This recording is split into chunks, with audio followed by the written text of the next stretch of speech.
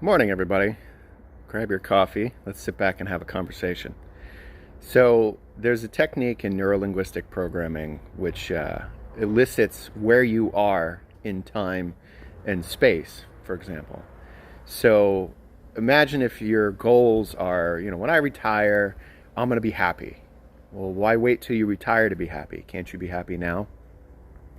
Where's that limitation installed in you? Where's that belief that you can have to fulfill a condition before you get to your result? So I talk to people about losing weight, for example, or quitting bad habits, or time management. Procrastination is key, right? No. All of the resources that you have are always available to you. A lot of them are within you, but the things that you don't have within you, for example, if you're stuck in a problem and you just can't see your way out of it, well, that's where I come in. So coaching comes in to ask you a series of questions to guide you through uncertain times, stressful times, chaotic times. And then together we put a plan in place so that way you can easily and effortlessly achieve the goal that you want to achieve. Well, again, if your goal is, oh, well, when I'm 65, I'm going to be happy. Well, how come? How come not now? What's preventing you from being happy now? That root cause of the opposite side of the coin, I would say, is unhappiness in this metaphor.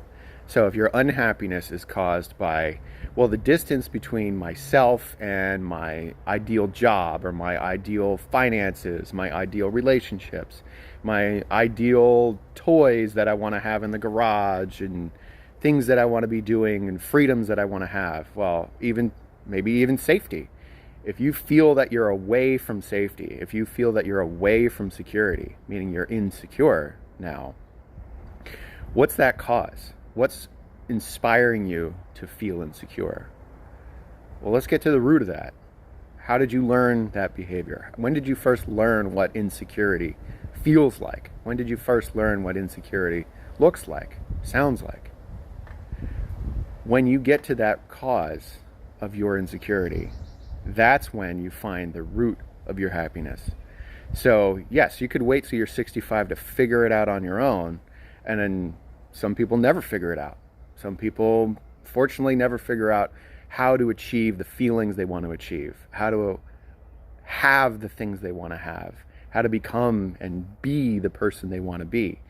When you walk into a room, what do people say about you? Do people walk up to you? Do they walk away from you?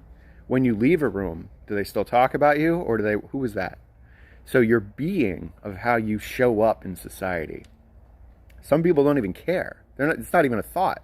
They just exist. They just go through the motions of day after day after day, walking the line between pleasure and stimulus and stimulus response, and what's the purpose of that? Where do they go? If without that end goal in mind, all of your short-term goals are just to fill the time. They're just to keep you busy during the day, which is great. I mean, that's fine. But again, this is where coaching comes in. What if you went through your life for 10 years? I mean, I'll use myself as an example. I spent many years just getting up, going to work, going to school, going through the motions, because eventually things would get better. Well, as soon as I made the choice to say, you know what, I want things to be better now. If you're struggling to survive, chances are you're going to survive pretty well. We live in a very affluent time. We live in a first world country, so to speak. We have all of the pleasures and all of the safeties and all the resources at our fingertips. But yet in our mind is where we feel the problem. In our hearts is where we experience the problem. And in our gut is where we're weighed down by the problem.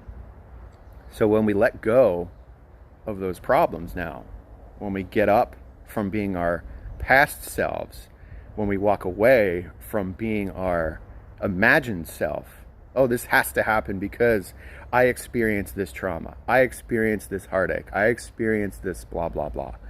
Okay, that's fine, but what did you learn from it? So you can let go of that negative experience, preserve those resources, expand your mind and your horizons, and upgrade yourself to your next experience, to your next fun, exciting, as I say, it's in our founding documents, life, liberty, and pursuit of happiness. Well, that's a side conversation, about how those words specifically were chosen. But I like to use those in this setting because with my clients, for example, a lot of them, they don't like their life. They don't feel like they have any liberties, and they definitely don't feel happy. So what is the root cause of those problems? How did you first learn to feel weighed down, anchored into a story that either somebody told you to be, somebody told you to have that story, or have you just never asked yourself those questions? Which, yeah, a lot of my clients, they've never asked themselves the questions that I'm asking you now. They've never asked themselves, gee, what do I want to do tomorrow? Do I want to do this tomorrow? And obviously the people who are gut set on, hey, I figured out my life when I was 5 and I want to do this and I'm the best at it, more power to you, because that's the goal of people who come from, I would say, an encouraging and nurturing place. People who might not have had the traumas or the experiences that other people have had. So they just power down and go to it and achieve their goals. They've had all the resources and support. The doors have opened every step of the way, and they're getting where they want to be faster. But you know what? Some of them still have issues that they want to work out, and that's where coaching comes in. Acting, sports, I mean, you name it, anything that you can achieve a better goal, there's a coach involved. There's a guy like me or a woman sitting on the sidelines saying, hey, this was your performance. This is the immediate feedback. This is what I noticed. Is that what you want to be? Is that what you want to have? And if not, all right, let's discuss how you can take yourself from where you are to where you want to be. Acting. I mean, I did a lot of improv, and just listening to yourself rehearse and recite the same story a couple times makes it funnier. It makes it more enjoyable for the audience. Acting on TV, I mean, you know how many millions of dollars acting coaches are paid every year just so you can binge watch your Netflix series? Yeah, transference, channeling, all of those techniques that the actors use to really hone in their skills and make you believe that they are that character. That's all behind the scenes. That's all coaching. That's all the kind of stuff that I do to help you get where you want to be. So I know it sounds like I'm rambling this morning for good reason, because there's a lot of thoughts. And as we start our days, some of the jokes is, well, Frank doesn't like mornings. I don't like mornings. I like nights. I like hanging out at night because it's cool and it's quiet. Well, if you're living where I live now, it's like 50 degrees outside, so it's cool and it's quiet. So mornings are just the same. But I pick on this because I wake up and I give myself 90 minutes in the morning. Before the phone, before the TV. I mean, half the time I don't even get a cup of coffee. I don't eat breakfast.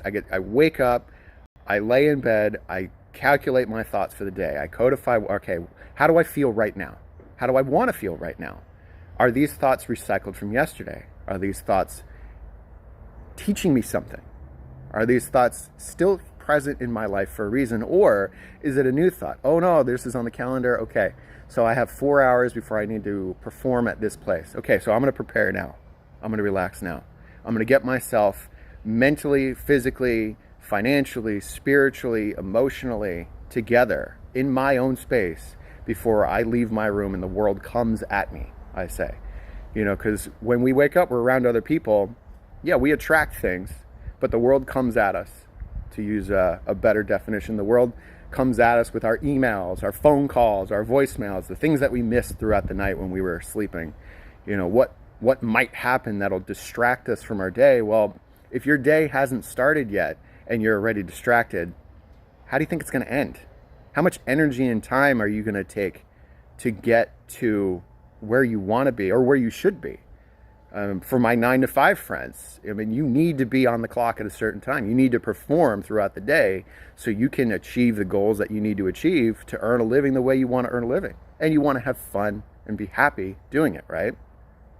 So if you just roll out of bed, get in your car, get to work, and you're stressed and you've been cut off and you paid attention to every little thing that bothers you along the way, and then you get in there and you realize you're 5 minutes late and your boss is mad at you, well, we're human. Life happens, So take a moment and pause. For me, I take 90 minutes in the morning and pause. And at the same time, on the other end of the day, I reflect as well. I mean, about an hour, usually, at the end of the day, I shut off all the technology. I shut off everything that I have. I shut off even my reading sometimes. I just sit and just reflect. I open up my mind and my body, my heart to, okay, what did I experience today? What could I have done better today? Who have I helped today? What have I learned today? And if I don't like those answers, I make a note, okay, tomorrow I'm going to do better at this. Tomorrow I'm going to stay more conscious with this. So we have a habit as humans of becoming automatic after a while. I mean, again, with driving. I've been driving over 20 years. I really don't think about the act anymore. Unless someone cuts in front of me and I have to focus suddenly on something, I get in, I go. I pay attention. I mean, I don't even look at the speedometer anymore. I just know instinctively how fast I'm going. You notice that? Isn't it kind of weird how that happens? You're navigating through time in space.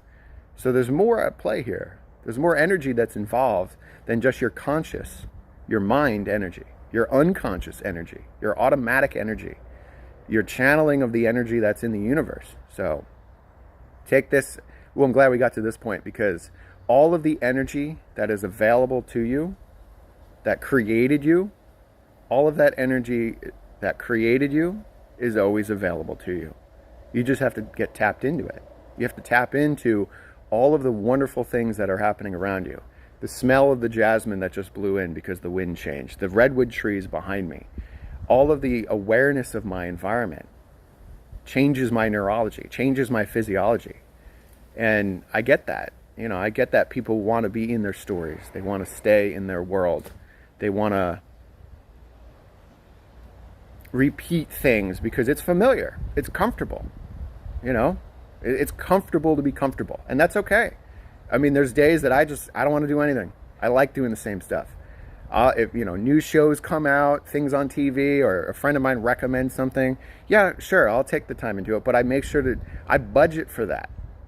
Sometimes it has to happen. Other times I want it to happen, but I budget for, okay, what are my actions? What are the things that I need to do now? What are the things that I have planned? Clients, business contacts, growing my business, my mind, body, and health, the things that I need to do to maintain and survive and thrive are the things that I focus on first. Yeah, it might sound a little selfish, but without my health, without me, I'm not going to be able to help you. I'm not going to be able to help my clients. I'm not going to be able to volunteer in the community. And I'm not going to be able to learn more, to benefit more. My goal is, for those of you who know me, my goal is to reach 1 million people, to inspire over 1 million people in my life. And I'm doing pretty well one-to-one. I think I think I broke the Gladwell rule. I'm over 10,000 clients now. I've had 10,000 conversations in my lifetime. And yeah, it's awesome. I'm getting pretty good at it, but every single client teaches me something new, because every single human being has a different story. And yes, when I find a pattern in the chaos, that's when my unconscious kind of kicks in and says, hey, wait a minute, buddy. All my certifications and trainings and all my experiences, hey, wait a minute, there's a pattern here. Does this person's pattern fit their goals? Does this person's pattern fit their desired outcomes?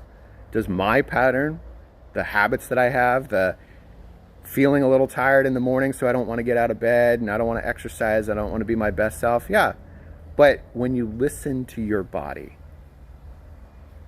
don't take directions from your body. That's a different story. Taking directions from your body means that the body is in control.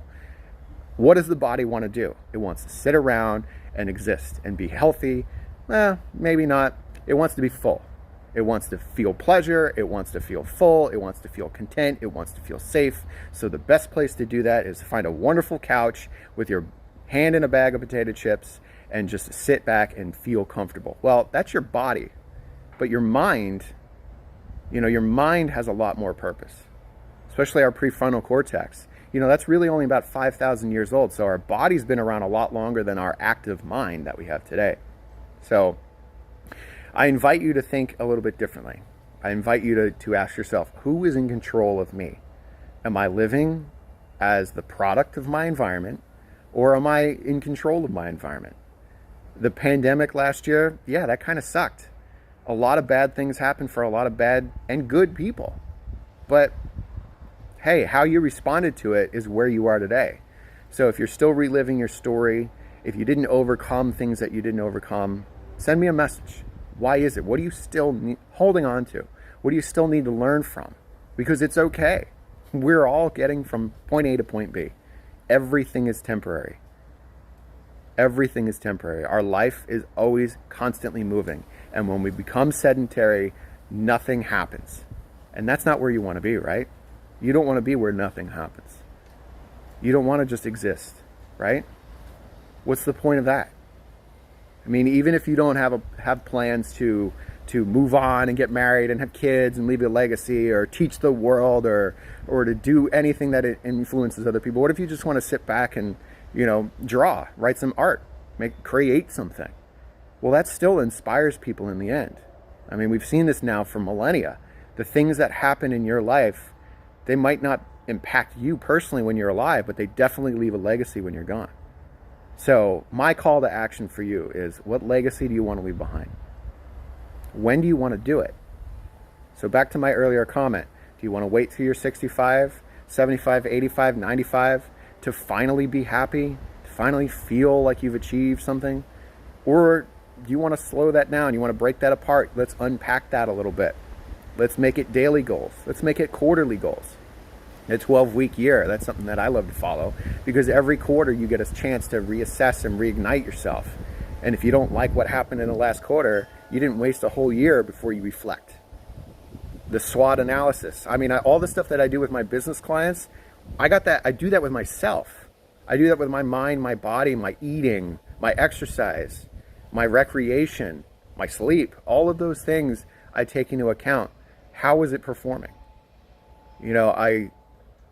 I can't stress enough how we are in control of our lives.